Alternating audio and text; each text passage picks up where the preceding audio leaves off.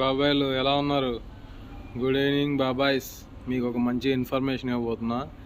అసలు దుబాయ్ వచ్చే ముందు ఎటువంటి శాలరీతో రావాలి, మనకి ఇండియాలో ఉన్న శాలరీకి ఇక్కడ శాలరీకి కంపేర్ చేసుకొని వాళ్ళకు ఉండగలుగుతామా లేదా, ఇప్పుడు దీని గురించి చెప్తా చూడండి.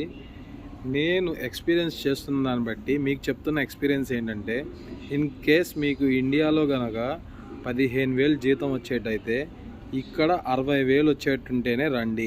ఒకవేళ మీకు అక్కడ 30,000 వస్తే 1,25,000 అంటే 5,000 దిరమ్స్ వస్తేనే రండి.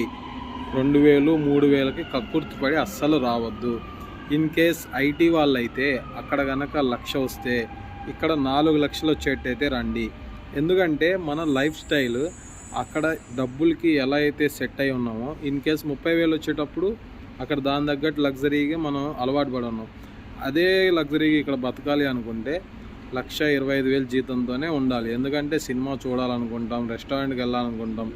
కానీ ఇక్కడ ఏంటంటే మనకి 3 రెట్లు ఇస్తాడనమాట. లైక్ 30,000 వస్తే 90,000 అయినా కూడా బెస్టే, కానీ అంత కూడా ఇవ్వట్లేదు. సో మీరు చూసుకోండి, దాన్ని బట్టి మీరు సెట్ చేసుకోండి అనమాట. మీరు ఇప్పుడు ప్రజెంట్ వస్తున్న శాలరీకి 4 రెట్లు వచ్చేట్టుగా చూడండి. అది కూడా బ్యాచిలర్ అయితేనే. అదే ఫ్యామిలీతో అయితే 5 రెట్లు వేసుకోవాలన్నమాట. సో 20,000 వస్తే 1,00,000, 30,000 వస్తే 1,50,000, ఈ విధంగా. ఇన్ కేస్ ఫ్యామిలీతో వచ్చే విధంగా అయితే ఫస్ట్ కొన్ని నెలల పాటు మీరు మీ వైఫ్ ఇద్దరు పని చేసుకునే విధంగా ప్లాన్ చేసుకోండి. ఆ తర్వాత మీరు అప్గ్రేడ్ అవ్వాల్సి ఉంటుంది. నాన్ ఐటీ అయితే ఎక్స్పీరియన్స్ మీద శాలరీ వస్తుందన్నమాట.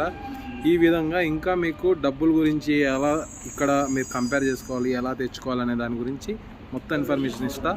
Thank you. Like share and subscribe. Bye bye. It's బాబాయ్ ఇన్ దుబాయ్. Bye bye.